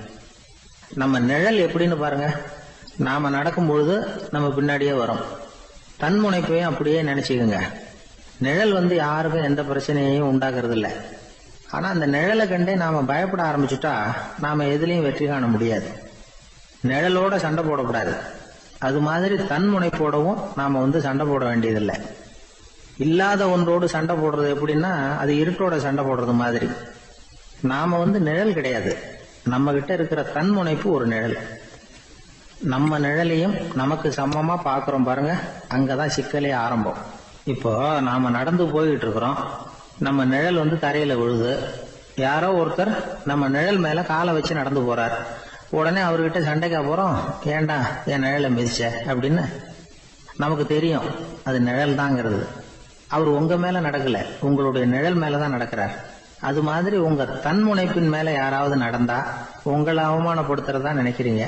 காரணம், நாமளும் நம்ம தன்முனைப்பும் ஒண்ணுங்கிற நினைப்பு தான் காரணம். மற்றபடி வேற ஒண்ணும் கிடையாது. நம்ம நிழல் மேல நடக்கிறவர் நம்மளை காயப்படுத்துறது இல்ல. தன்முனைப்பை வேண்டாத ஒன்னாவும் பார்க்க வேண்டியதில்லை. அது இயற்கை. நிழலை உங்க முன்னாடி வைக்க வேணாம், அது உங்க பின்னாடியே இருக்கட்டும். நிழலின் நிழலாகி விடாதீர்கள், நீங்கள் நீங்களாகவே இருங்கள். இதுதான் சான்றோர் சிந்தனை. ஒரு பேருந்துல ஒரே நெரிசல். ஒருத்தர் பக்கத்துல நின்றுகிட்டு இருந்தவர்கிட்ட ரொம்ப பணிவா விசாரிச்சார், ஏன் சார் நீங்க ஏதாவது பெரிய உத்தியோகத்துல இருக்கிறீங்களா அப்படின்னார். அப்படிலாம் ஒண்ணும் இல்லைங்கன்னார் அவரு. அப்படின்னா வேற ஏதாவது அரசியல்ல பெரிய பதவியில் இருக்கிறீங்களா அப்படின்னு கேட்டார். அதுவும் இல்லைங்கன்னார். சரி, பணமாவது அதிகமா வச்சிருக்கீங்களா அப்படின்னு கேட்டார். அப்படிலாம் ஒண்ணும் கிடையாது சார்னார் அவரு. அப்புறம் எதுக்கடா என் காலை மிதிச்சுக்கிட்டு இருக்கிற, எடுறா காலை அப்படின்னாராம். ஒரு ஊர்ல ஒரு ஆள் இருந்தான். அவன் ஒரு நாள் கோயிலுக்கு போனான். கடவுள்கிட்ட வேண்டிக்கிட்டான், எனக்கு ஒரு 1,00,000 ரூபாய் நீ கொடுத்தா நான் உன் சன்னதியில ஒரு தேங்காய் உடைக்கிறேன் அப்படின்னு வேண்டிக்கிட்டான். கடவுள் பார்த்தார். உடனே அவன் கண் முன்னாடி தோன்றினார். இந்தா நீ கேட்ட 1,00,000 ரூபாய் அப்படின்னு சொல்லி அவன் கையில பணத்தை கொடுத்துட்டு மறைஞ்சிட்டார். இவனால நம்பவே முடியல. இவ்வளவு சுலபமா கிடைக்கும்னு தெரிஞ்சிருந்தா அனாவசியமா ஒரு தேங்காய் உடைக்கிறேன்னு வேண்டி இருக்க வேண்டியது இல்லையே அப்படின்னு நினைச்சான். இருந்தாலும் வேண்டுதலை நிறைவேற்ற வேண்டியது கடமை. அதுக்காக என்ன பண்ணா, பக்கத்துல ஒரு கடைக்கு போனான். ஒரு தேங்காயை கையில் எடுத்தான். இது என்ன விலைன்னு கேட்டான். 5 ரூபான்னார் கடையில இருந்தவர். அதிகமாக இருக்குதே விலைன்னா. அப்படின்னா ஒன்று செய்யுங்க, அடுத்த ஊருக்கு போங்க, அங்கே தென்னந்தோப்பு அதிகம், அதனால அங்கே இதை விட குறைஞ்ச விலைக்கு கிடைக்கும் அப்படின்னார். சரின்னு அடுத்த ஊருக்கு கிளம்புனான். அங்கே போய் விசாரிச்சான். ஒரு தேங்காய் 3 ரூபாய் விலைன்னாங்க. இதுவும் அதிகமாக தெரியுதேன்னா. அப்படின்னா ஒன்று செய்ய, அதோ அந்த ஆற்று ஓரமாக ஒரு தென்னை மரம் இருக்கு பார், அதில் நீயே ஏறி பறிச்சுக்கோ, ஒரு தேங்காய்க்கு 1 ரூபா கொடுத்தா போதும் அப்படின்னார் அந்த தோப்புக்கு சொந்தக்காரரு. இவனுக்கு மரம் ஏற தெரியாது, இருந்தாலும் ஆசை யார விட்டுது, விலை சல்லிசா இருக்குதே. ஆற்று ஓரம் போனால் தட்டு தடுமாறி அந்த மரத்தில் ஏறினா அந்த தென்னை மரம் வளைஞ்சி ஆற்று பக்கம் போய் அப்புறம் நிமிர்ந்து இருந்தது. அதாவது மரத்தின் உச்சி சரியா ஆற்றுக்கு நடுவில் இருந்தது. ஆற்றுல வெள்ளம் கரை புரண்டு ஓடிட்டு இருக்கு. இவன் கடவுள் கொடுத்த 1 லட்சம் ரூபாயை மடியில் வச்சு இறுக்கி கட்டிக்கிட்டான். உச்சிக்கு போய் காய் பறிக்கிற சமயத்தில் காற்றும் மழையும் பலமாக கலந்து அடிக்க ஆரம்பிச்சுட்டுது. கால் வழுக்கி விட்டுட்டுது. இவன் சடார்னு ஒரு தென்னை மட்டையை பிடிச்சிக்கிட்டு தொங்க ஆரம்பிச்சிட்டான். கீழே பயங்கரமான வெள்ளம், மடியில் 1 லட்சம் ரூபா பணம், என்ன செய்யறதுன்னு தவிக்கிறான். இந்த சமயம் கரையில் ஒரு யானை பாகன் யானையை குளிப்பாட்டிக்கிட்டு இருக்கிறான். அது அவன் கண்ணில் பட்டது. ஐயா ஒரு உதவின்னு கத்துனான். அவன் என்ன செய்யணும்னு கேட்டான். உன் யானையை மெதுவாக இங்கே அழைச்சிட்டு வா, எனக்கு நேராக கீழே நிறுத்து, என் காலை பிடிச்சி மெதுவாக கீழே இறக்கி விட்டுரு, என் மடியில் இருக்கிற பணத்தில் உனக்கு 10,000 ரூபா தரேன் அப்படின்னா. அவன் பார்த்தான், காலை கையை பிடிச்சா கூட எவனும் இந்த காலத்தில் 10 ரூபாய்க்கு மேலே தரமாட்டேங்கிறான், இவன் காலை பிடிச்சா 10,000 தர்றேங்கிறான் அப்படின்னு யோசனை பண்ணான். உடனே யானையை கொண்டுட்டு போனான். அவனுக்கு நேராக கீழே நிறுத்தினான். அவன் காலை பிடிச்சான், அவ்வளவுதான். அந்த நேரம் பார்த்து யானை மெதுவாக நடந்து அப்பால போட்டுது. இப்போ யானை பாகன் அவன் காலை கெட்டியாக பிடிச்சிக்கிட்டு தொங்குறான். பரிதாபமா மேலே பார்க்குறான், அவன் மட்டையை பிடிச்சிக்கிட்டு தொங்குறான். இப்போ யானை பாகன் சொல்கிறான், தம்பி மட்டையை விட்டுறாத, கெட்டியாக பிடிச்சிக்கோ, நான் உனக்கு 10,000 ரூபா தரேன், இதோ மடியில் தான் வச்சிருக்கேன்னா. மேலே தொங்குறவனுக்கு இந்த நிலைமையிலேயும் ஒரு சந்தோஷம், மேற்கொண்டு ஒரு 10,000 ரூபா நமக்கு கிடைக்கும் போல இருக்கே அப்படின்னு. இந்த சமயத்தில் ஒருத்தன் ஒட்டகத்தை ஓட்டிகிட்டு வந்தான் அந்த பக்கமாக குளிப்பாட்டுறதுக்கு. யானை பாகம் பார்த்துட்டான். ஐயா ஒட்டகக்காரரே, அதை இங்கே கொண்டுட்டு வா, எங்கள் காலை பிடிச்சி பத்திரமா இறக்கி விடு, நாங்கள் பணம் கொடுக்குறோம்னா. அவனும் பணத்துக்கு ஆசைப்பட்டு வந்தான். அவன் காலை பிடிக்கிற சமயம் ஒட்டகமும் நழுவி போட்டுது. இப்போ 3 பேருமே வரிசையாக தொங்குறாங்க. ஒட்டகக்காரன் கத்துறான், தம்பி மட்டையை விட்டுறாத, கெட்டியாக பிடிச்சிக்கோ, நான் என் மடியில் இருக்கிற 5,000 உனக்கு தந்துடுறேன்னா. மேலே தொங்குறவனுக்கு இன்னமும் சந்தோஷம், இவனும் பணம் தர்றேங்கிறான் அப்படின்னா இன்னைக்கு நமக்கு மொத்த பண வரவு எவ்வளவு அப்படின்னு ஒவ்வொன்றா கூட்டி பார்க்க ஆரம்பிச்சான். மனக்கணக்கு சரியா வரல, அதனால அப்படியே விரல விட்டு எண்ண ஆரம்பிச்சான். அவ்வளவுதான், மட்டையை விட்டுட்டு கை நழுவி வந்துட்டுது. 3 பேரும் பொத்துன்னு ஆத்துல விழுந்தாங்க. படாத பாடுபட்டு தட்டு தடுமாறி கரைக்கு வந்து சேர்ந்தாங்க. 3 பேர் மடியில் இருந்த பணமும் ஆத்தோட போட்டுது. பேராசை பெருநஷ்டம் அப்படின்னு ஒரு பழமொழி இருக்குல்ல, அதை விளக்கறதுக்காக சொல்லப்பட்ட கதை இது. இந்த காலத்துல ஒருத்தர் ஒரு நீச்சல் குளத்துல நீச்சல் அடிச்சுக்கிட்டு இருக்கிறார். காவலுக்கு இருந்தவர் அதை கவனிச்சுட்டார். கரையிலேருந்து சத்தம் போட்டாராம், இதோ பாருங்க, இங்க ராத்திரி 8 மணிக்கு மேல நீச்சல் அடிக்கிறது சட்டப்படி குற்றம், அதுக்கு அனுமதி கிடையாது, தெரியாதா உங்களுக்கு அப்படின்னாராம். இதுக்கு அவரு, ஐயோ நான் நீச்சல் அடிக்க வந்தவன் இல்லைங்க, சும்மா சுத்தி பார்க்க வந்தவன், தடுமாறி குளத்துல விழுந்துட்டேன், நீச்சல் தெரியாது, அதனால தத்தளிச்சுக்கிட்டு இருக்கிறேன் அப்படின்னு கத்துனாராம். கரையில இருந்தவர் பார்த்தார், ஓ அப்படின்னா சரி, அதுக்கு ஒன்றும் தடை இல்லை அப்படின்னு சொல்லிவிட்டு அவர் பாட்டுக்கு நடந்து போயிட்டாராம். ஒரு ஊர்ல ஒரு ஆள் இருந்தான், தையல் கடை வச்சிருந்தான். அவங்கிட்ட ஒருத்தன் ஒரு சட்டை துணி எடுத்து கொடுத்து தைக்க சொல்லியிருந்தான். வர்ற சனிக்கிழமை வா வந்து வாங்கிட்டு போ அப்படின்னு அவன் சொல்லியிருந்தான். அதே மாதிரி இவன் வந்தான். அவன் தச்சு வச்சிருந்த சட்டையை கொடுத்தான். இவன் வாங்கி அங்கேயே போட்டு பார்த்தான். கை நீளம் ஒண்ணுக்கு ஒண்ணு வித்தியாசமா இருந்தது. வலது கை இடது பக்கத்தை விட நீளம் குறைச்சலா இருந்தது. அவன் முணுமுணுக்க ஆரம்பிச்சுட்டான், என்ன இது இப்படி தைச்சுட்டியேன்னு. இதுக்கு அவன் சொன்னான், ஐயோ இதுக்காகவா சங்கடப்படுறீங்க, வலது கையை மட்டும் கொஞ்சம் உள்ள இழுத்தாப்புல வச்சுக்கிட்டீங்கன்னா சரியா போகுது, மற்றபடி அந்த சட்டையில உள்ள கலை அம்சத்தை கவனிங்க, எவ்வளவு அற்புதமா தைச்சிருக்கேன் பாருங்க, ஒரு சின்ன குறைய இப்படி எல்லாம் பொருட்படுத்த வேண்டியதில்லை, நான் சொன்னது மாதிரி கையை கொஞ்சம் உள்ள இழுத்தது மாதிரி வச்சுக்கிட்டு நடந்து போங்க, ஜோரா இருக்கும் அப்படின்னா. அவனும் யோசிச்சு பார்த்தான். சரியான யோசனையா தான் தோணுச்சு. கொஞ்சம் முயற்சி பண்ணி வலது கையை கொஞ்சம் உள்ள இழுத்து சட்டை சரியா இருக்கிறது மாதிரி பண்ணிட்டான். இப்ப மறுபடியும் ஒரு பிரச்சனை. வலது கையை உள்ள இழுத்த மாதிரி அப்படியே வச்சுக்கிட்டதும் முதுகு பக்கம் கொஞ்சம் துணி தளர்த்தியா தொங்குறது மாதிரி தெரிஞ்சது. என்ன இது, முதுகு பக்கம் துணி குவிஞ்சுட்டுதே தொங்குதே அப்படின்னா மறுபடியும் அடடா, இதுக்காகவா கவலைப்படுறீங்க? உடம்ப அதுக்கு தகுந்த மாதிரி கொஞ்சம் வளைச்சிக்கிட்டா சரியா போடுது. இதுக்காக அந்த அழகான தையலை பிரிச்சு அதுல உள்ள கலை அம்சத்தை கெடுக்கிறதுக்கு என் மனசு இடம் தரல. எவ்வளவுக்கு தளர்த்தியா இருக்கோ அவ்வளவுக்கு கொஞ்சம் உடம்ப வளைச்சி அப்படி குனிஞ்சது மாதிரி போங்க போதும் அப்படின்னா. அதுவும் நல்ல யோசனையா தான் பட்டுது இவனுக்கு. சரின்னு சொல்லிவிட்டு புறப்பட்டான். தெருவில் இறங்கினா, கைய கொஞ்சம் உள்ள இழுத்தான், உடம்ப கொஞ்சம் முன்னால வளைச்சான், சட்டைக்கு தகுந்த மாதிரி உடம்ப பண்ணிட்டான், மெதுவா நடந்து போறான்.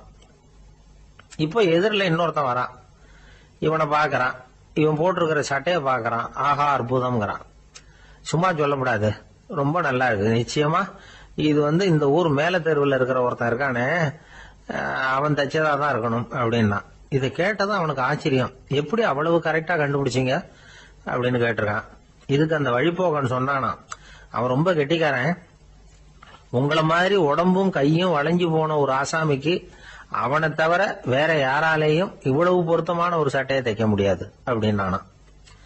பாருங்க, அவனுக்காக இவன் அனுசரிக்க போய் இவனோட நிலைமை எப்படி ஆயிடுது பாருங்க. இதே மாதிரிதான் சில சடங்குகளும் சம்பிரதாயங்களும் நம்மளை கோமாளி ஆக்கி விட்டுரும். எதுவா இருந்தாலும் அதுல அறிவுபூர்வமான அணுகுமுறை அவசியம். ஒரு நர்ஸ் அவசரமா ஓடி டாக்டர் கிட்ட சொல்லிச்சான், டாக்டர் ஒரு தப்பு நடந்து போச்சு, 10ஆம் நம்பர் பெட்ல இருக்கிற பேஷண்ட்டுக்கு காலில் ஆபரேஷன் பண்றதுக்கு பதிலாக கையில ஆபரேஷன் பண்ணி விட்டீங்க. கை ஆபரேஷன் பண்ணிக்க வேண்டிய ஆள் 7ஆம் நம்பர் பெட்ல இருக்கார் அப்படின்னு தான். அதுக்கு ஒரு பதட்டப்படாம சொன்னாராம், பரவாயில்ல, இவரை தூக்கி 7ஆம் நம்பர் பெட்ல போட்டுரு அப்படின்னு. ஒருத்தர் அவசரமா போய்கிட்டு இருந்தார். எங்க போயிட்டு இருக்கீங்க அப்படின்னு கேட்டார் ஒரு பெரியவர். கடைக்கு போறேன் சார், சாமான் வாங்கறதுக்கு அப்படின்னார். அங்க போறதுக்கு முன்னாடி தெரிஞ்சுக்க வேண்டியதெல்லாம் தெரிஞ்சுக்கிட்டீங்களா அப்படின்னு கேட்டார் பெரியவர். கடைக்கு போய் காசை கொடுத்து ஒரு பொருளை வாங்கிட்டு வரப்போறோம், இதுல தெரிஞ்சுக்க வேண்டியது என்ன இருக்குது அப்படின்னார் அலட்சியமா. இப்ப அந்த பெரியவர் பேச ஆரம்பிச்சார். இந்த உலகத்துல எந்த ஒரு செயல்ல இறங்குறப்பவும் நாம நல்லா ஆலோசனை பண்ண வேண்டிய விஷயம் 5 அப்படின்னார். உதாரணமா, ஒருத்தன் கடைக்கு போய் ஏதோ ஒரு பொருளை வாங்கிட்டு வர போறான்னு வச்சுக்கங்களேன். அப்ப கூட அவன் 5 விஷயங்களை பத்தி தெரிஞ்சுக்க வேண்டியிருக்குது அப்படிங்கிறார் அவர். முதல்ல அந்த பொருள் எப்படிப்பட்டது அப்படிங்கறத தெரிஞ்சுக்கணும். 2வதா தன்னை பத்தியும் தெரிஞ்சுக்கணும்.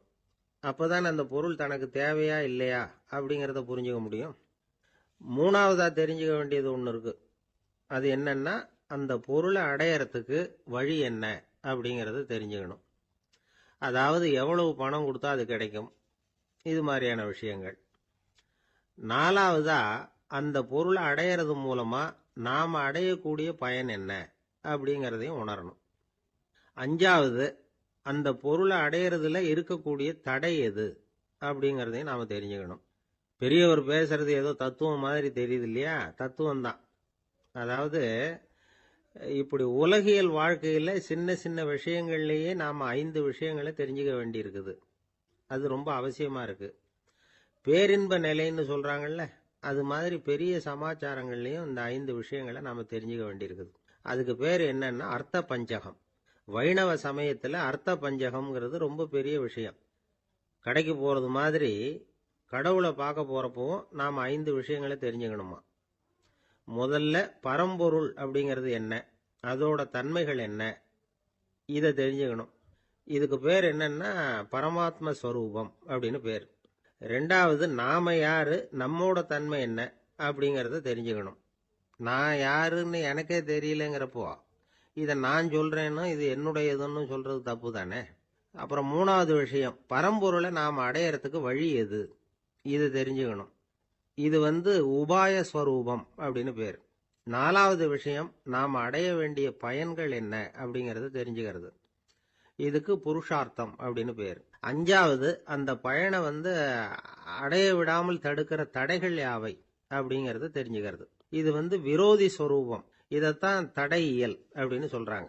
அதாவது பரமாத்மாவை பற்றிய அறிவு, ஜீவாத்மாவை பற்றிய அறிவு, உபாயம் பற்றிய அறிவு, புருஷார்த்தம் பற்றிய அறிவு, இந்த 4 அறிவுக்கும் எதிரடையா, அதாவது அதையெல்லாம் தப்பா புரிஞ்சுக்கிறதால உண்டாகக்கூடிய அறிவு விரோதி ஸ்வரூபம். என்ன இது தகவல்ல ஏதாவது கதை சொல்லுவீங்கன்னு பார்த்தா ஏதோ தத்துவம் பேசிட்டு இருக்கிறீங்களே அப்படின்னு நினைக்கலாம். இதுவும் தெரிஞ்சுக்க வேண்டிய ஒரு பெரிய விஷயம்தான். காதல போட்டு வச்சா எப்போவாவது உபயோகப்படும். என்னுடைய நண்பர் ஒருத்தர் ஒரு நாள் என்கிட்ட சொன்னார், சார், அடுத்த மாசம் தஞ்சாவூர்ல ஒரு கல்யாணம், போறதா வேண்டாமா அப்படின்னு ஒரே குழப்பமா இருக்கு அப்படின்னார். நான் உடனே இந்த அர்த்த பஞ்சக உபதேசம் பண்ண ஆரம்பிச்சேன். அவர் எல்லாத்தையும் பொறுமையா கேட்டுட்டு, சரி சார், நான் போறதுன்னு முடிவு பண்ணிவிட்டேன்னார். எப்படி இந்த முடிவுக்கு வந்தீங்க அப்படின்னு கேட்டேன். அவர் சொன்னாரு, சார், அந்த 2வது பாயிண்ட் ஒன்று சொன்னீங்களே, அதை புரிஞ்சுக்கிட்டதுக்கு அப்புறம்தான் இந்த முடிவுக்கு வந்தேன் அப்படின்னார். என்ன 2வது பாயிண்ட்னு? அதாவது தன்னை பத்தி புரிஞ்சுக்கணும் அப்படின்னு சொன்னீங்க. உடனே என்னை பத்தி புரிஞ்சுக்கிட்டேன். நான் யாருங்கிறது எனக்கு தெரிஞ்சுது. உடனே போறது தான் நல்லதுன்னு முடிவு பண்ணிவிட்டேன்னார். நீங்க யாருன்னு கேட்டேன். நான் தான் சார் அந்த கல்யாணத்துல தாலி கட்ட வேண்டிய மாப்பிள்ளை அப்படின்னார்.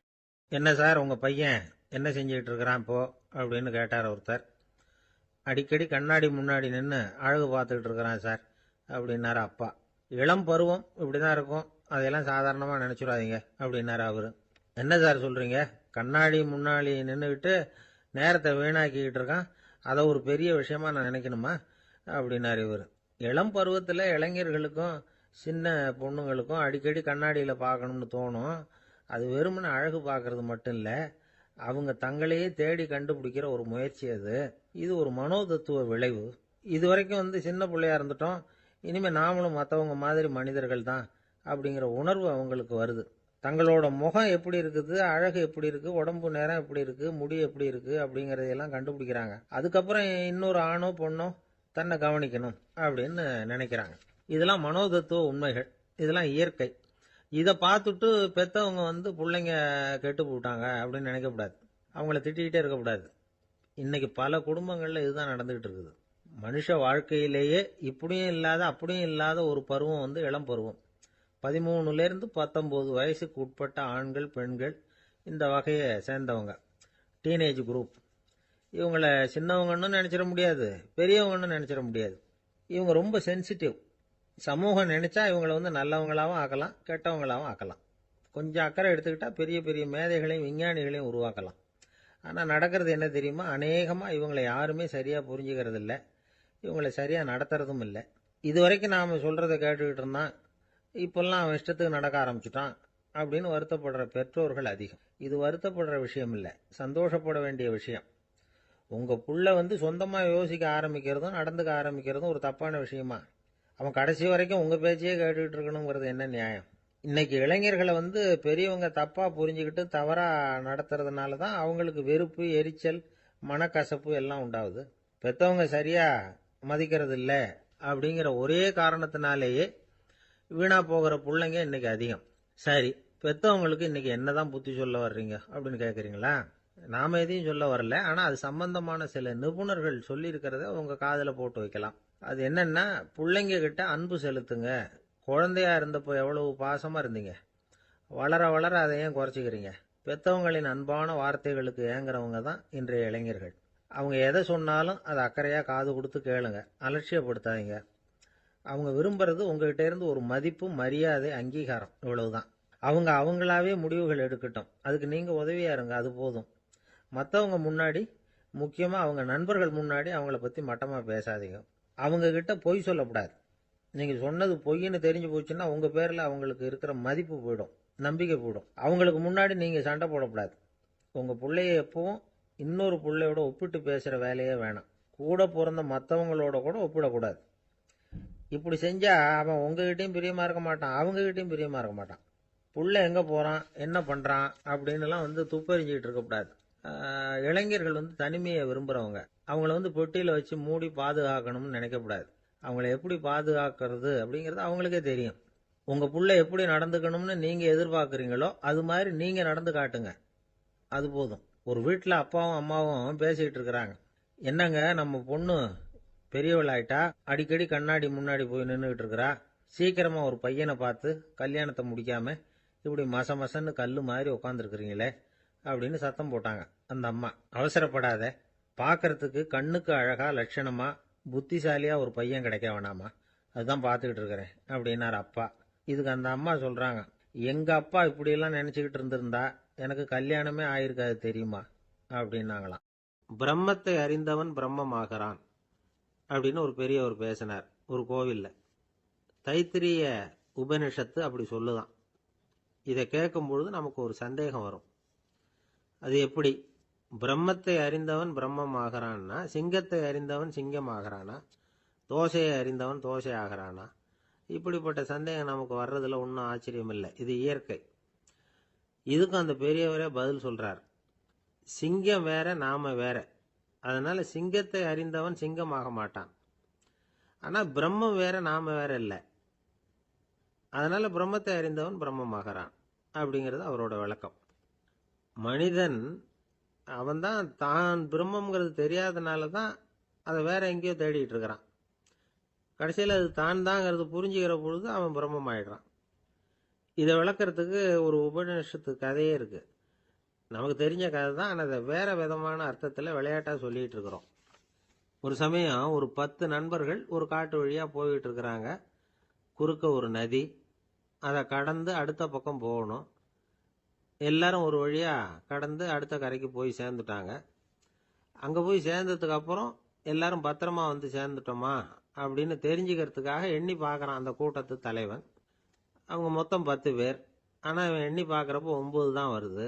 ஏன்னா அவன் தன்னை விட்டுட்டான். எதிரில் நிக்கிறவங்கள மட்டுமே எண்றான். ஐயோ 10வது ஆள் எங்கேங்கிறான், பதறான். சரி நீ இரு, நான் எண்ணி பார்க்கறேன்னு சொல்லிவிட்டு இன்னொருத்தன் வந்து என்றான். அவனும் தன்னை விட்டுட்டு என்றான். 9 தான் வருது. எல்லாரும் கொய்யோ முறையோன்னு கத்த ஆரம்பிச்சிட்டாங்க. அந்த சமயத்தில் ஒரு பெரியவர் அந்த பக்கமாக வர்றார். என்ன விஷயம்னு விசாரிக்கிறார். 10வது ஆளை 6 அடிச்சுட்டு போட்டுது அப்படின்னு சொல்லி இவங்க அழறாங்க. சரி அழாதீங்க அப்படின்னு சொல்லி அந்த தலைவனை பார்த்து இப்படி வாங்குறார். வர்றான். இப்போ எனக்கு முன்னாடி ஒரு தரம் எண்ணு பார்க்கலாம்ங்கிறார். 1 2 3ன்னு ஆரம்பிச்சு 9ல் வந்து முடிக்கிறான். உடனே பெரியவர் நீ தான் அந்த 10வது ஆள் அப்படிங்கிறார். இது உண்மை. நாம தான் அது. நாம தான் நம்மளை வேற எங்கேயோ தேடிட்டு இருக்கிறோம். நாம எங்கேயோ தேடிட்டு இருக்கிறோமே, அந்த பிரம்மம் நாம தான். இப்படி ஒரு பெரிய உண்மையை விளக்கறதுக்காக தான் அப்படி ஒரு கதை சொல்லப்பட்டது. ஆனா அதை நாம வேற விதமா வேடிக்கையா உபயோகப்படுத்திட்டு இருக்கிறோம். எப்படி தெரியுமா? ஒரு ஆத்தங்கரையில ஒரு 10 பேர் முழிச்சுக்கிட்டே நின்றுட்டு இருந்தாங்களாம். அந்த பக்கமா வந்த ஒருத்தன் ஏன் இப்படி முழிச்சுக்கிட்டு நிக்கிறீங்கன்னு கேட்டிருக்கிறான். எங்களுக்கு நீச்சல் தெரியாது, நாங்கெல்லாம் அடுத்த கரைக்கு போய் சேரணும் அப்படின்னு நாங்களாம். சரி நான் கொண்டுட்டு போய் விடுறேன். எல்லாரும் அக்கறைக்கு போய் சேர்ந்த உடனே ஆளுக்கு ₹1 வீதமா மொத்தம் ₹10 எனக்கு கொடுக்கணும் அப்படின்னு இருக்கான் இவன். சரின்னு ஒத்துக்கிட்டாங்க. இவன் ஒவ்வொருத்தரா கையை பிடிச்சி மெதுவா ஆத்துல இறக்கி அழைச்சிட்டு போயிட்டான். 9 பேரை கரை சேர்த்துட்டான். 10வது ஆள் பாதி ஆத்துல போயிட்டு இருக்கிறப்போ திடீர்னு வெள்ளம் வந்துட்டுது. புடி நழுவி போச்சு. கையை விட்டுட்டான். வெள்ளம் அடிச்சிட்டு போட்டுது. அழைச்சிட்டு வந்தவன் நீச்சல் அடிச்சு தட்டு தடுமாறி கரைக்கு வந்து சேர்ந்துட்டான். கரையில் இருந்தவங்களுக்கு இந்த விஷயம் தெரியாது. இருந்தாலும் இவன் உடம்பு பூரா நனைஞ்சி கொஞ்சம் அதிகமாக மூச்சு வாங்க நின்றுக்கிட்டு இருந்தானா, ஏங்க ஏன் இப்படி மூச்சு வாங்குது, என்ன விஷயம் அப்படின்னு கேட்டாங்களாம். அதுக்கு இவன் கொஞ்சமா அலட்டிக்காம சொன்னானா, வேற ஒன்றும் இல்லை, நீங்க கொடுக்க வேண்டிய ₹10ல் ₹1 குறைஞ்சி போச்சு அவ்வளவுதான் அப்படின்னு. காசியில் இருக்கிற கடவுள் காசி விஸ்வநாதர், அங்க இருக்கிற தேவி காசி விசாலாட்சி. இவங்க 2 பேரும் ஒரு நாள் பேசிக்கிட்டு இருந்தப்போ கடவுள் சொன்னார், இந்த மனிதர்களை நாம ரொம்பவும் நம்பிக்கையோட தான் படைச்சிருக்கிறோம். இருந்தாலும் அவங்களுக்கு தான் நம்பிக்கை இல்லை, எதுலேயும் ஒரு உண்மையான நம்பிக்கை இல்லாம வாழ்ந்துகிட்டு இருக்கிறாங்க அப்படின்னார். என்ன அப்படி சொல்றீங்க? அதை பாருங்க, எவ்வளவு பேர் காசியை தேடிட்டு வந்து கங்கையில குளிச்சுக்கிட்டு இருக்கிறாங்க. அவங்கெல்லாம் நம்பிக்கை இல்லைன்னா இவ்வளவு தூரம் தேடிட்டு வந்து இங்க குளிப்பாங்களா அப்படின்னு நாங்க தேவி. சரி அதை சோதிச்சு பார்க்கலாம் அப்படின்னு 2 பேரும் முடிவு பண்ணிக்கிட்டாங்க. உடனே ஒரு திட்டம் போட்டாங்க. அது எப்படின்னா, நாம 2 பேருமே பக்தர்கள் மாதிரி உருவத்தை மாத்திக்கிட்டு கங்கை கரைக்கு போக வேண்டியது. நான் கங்கையில இறங்கி குளிக்கிறேன். கொஞ்ச நேரத்துல சுழல்ல மாட்டிக்கிட்டது மாதிரி நடிக்கிறேன். நீ உடனே கரையிலிருந்து சத்தம் போடு, என்னோட வீட்டுக்காரரை யாராவது காப்பாத்துங்களேன் காப்பாத்துங்களேன்னு சத்தம் போடு. அதோட இன்னொன்னு சொல்லு, யாராவது ஒரு புண்ணிய ஆத்மா அவர்கிட்ட போய் அவருடைய முடியை பிடிச்சி இழுக்கணும். அப்படி ஒரு சாபம் இருக்குது எங்களுக்கு. புண்ணிய ஆத்மா, அதாவது எந்த பாவமும் செய்யாத இல்லாத ஒருத்தர் தான் அவரை காப்பாற்ற முடியும். அப்படிப்பட்டவங்க யாராவது வெள்ளத்துல குதிச்சு என்னுடைய கணவரை காப்பாத்துங்கோ அப்படின்னு நீ சத்தம் போடு, கூச்சல் போடு, என்ன நடக்குதுன்னு பார்க்கலாம் அப்படின்னார் கடவுள். சரின்னு சொல்லி 2 பேருமா சாதாரண பக்தர்கள் மாதிரி கங்கை கரைக்கு வந்து சேர்ந்தாங்க. அவர் இறங்கி குளிச்சார். திட்டம் போட்டது மாதிரியே சுழல்ல மாட்டிக்கிட்டது மாதிரி கத்துனார். கரையில இருந்த அந்த அம்மா, ஐயோ என் கணவரை காப்பாத்துங்களேன், யாராவது காப்பாத்துங்களேன்னு கத்துனாங்க. பல பேர் ஓடி வந்தாங்க. உடனே இவங்க, பாவம் இல்லாத புண்ணிய ஆத்மா ஒருத்தரால தான் என்னுடைய கணவர் காப்பாற்றப்படணுங்கிறது விதி, அப்படி ஒரு சாபம் இருக்கு, அதனால புண்ணிய ஆத்மா யாராவது அவர்கிட்ட போய் அவர் முடியை பிடிச்சி தூக்குனா அவரை காப்பாத்தி போடலாம் அப்படின்னாங்க. இவங்க இப்படி சொன்னதும் எல்லாரும் திகைச்சு போய் நின்னுட்டாங்க. ஒவ்வொருத்தருக்கும் அவங்க செஞ்ச பாவம்லாம் ஒவ்வொன்றா ஞாபகத்துக்கு வர ஆரம்பிச்சுட்டுது. சரி, இதுக்கு நாம லாயக்கு இல்லை அப்படின்னு சொல்லி ஒதுங்கி போக ஆரம்பிச்சிட்டாங்க எல்லாம். இந்த சமயத்துல யாரோ ஒருத்தர் வேகமா ஓடி வந்தார். ஆத்துல குதிச்சார். அவர்கிட்ட போனார், முடிய பிடிச்சார், தூக்குனார், அவரை காப்பாத்தி கரைக்கு கொண்டுட்டு வந்துட்டார். அப்படி காப்பாத்தின அந்த ஆளை இவங்க 2 பேரும் தனியா கூப்பிட்டுக்கிட்டு ஒரு மண்டபத்துக்கு வந்துட்டாங்க. வந்து விசாரிக்கிறாங்க. நீ யாரப்பா அப்படின்னு கேக்குறாங்க. ஏதும் தெரியாத மாதிரி. நான் இந்த ஊர் அன்ன சத்திரத்துல வேலை செய்யற ஒரு சமையல்காரன் அப்படிங்கிறார். நீ வந்து கங்கையில குளிக்கிறது உண்டான்னு கேட்டிருக்காங்க. நான் இந்த ஊர்லயே தான் இருக்கிறேன், இருந்தாலும் தினமும் கங்கையில குளிக்கிறது இல்ல, எப்பாவது ஒரு நாள் அங்க குளிப்பேன் அப்படின்னார். கங்கையில மூழ்கி எழுந்திருச்சா பாவம்லாம் தொலையும்னு சொல்றாங்க. அப்படி இருக்கிறப்போ அங்க இன்னைக்கு கங்கையில குளிச்சுக்கிட்டு இருக்கிறவங்க எல்லாம் தங்களை வந்து புண்ணிய ஆத்மாவா நினைக்கல. கங்கையில குளிக்காத நீ உன்னை வந்து புண்ணிய ஆத்மாவா நினைச்சு என்னை காப்பாத்த வந்திருக்கிற, அது எப்படி அப்படின்னு கேட்டார். அதுக்கு அந்த ஆளு சொல்றான், கங்கையில குதிச்சதுக்கு அப்புறம் தானே உங்களை காப்பாத்த போறோம், அப்படி குதிக்கும் பொழுது என்னுடைய பாவம்லாம் போயிருக்கும்ல, நான் புண்ணிய ஆத்மாவா ஆயிருப்பனே, அதனாலதான் துணிஞ்சு வந்து உங்களை காப்பாத்தினேன் அப்படின்னா. கடவுளும் தேவியும் அவனுக்கு வந்து காட்சி கொடுத்தாங்களாம். இப்படி ஒரு கதை உண்டு. அதாவது கங்கையில குளிச்சுக்கிட்டு இருக்கிறவங்களுக்கே தங்களுடைய பாவம் போகுங்கிற நம்பிக்கை பரிபூர்ணமா இல்லை, குளிக்காத ஒருத்தனுக்கு அந்த நம்பிக்கை இருந்தது. அதனால அவனால கடவுளை பார்க்க முடிஞ்சது. கடவுளை வந்து நாமளும் பார்க்க முடியுமா முடியாதா அப்படிங்கிற குழப்பம்லாம் நமக்கு வேண்டியதில்லை. நம்பிக்கையோட வாழணுங்கிற உண்மையை மட்டும் இந்த கதையிலிருந்து புரிஞ்சுக்கிட்டா போதும்.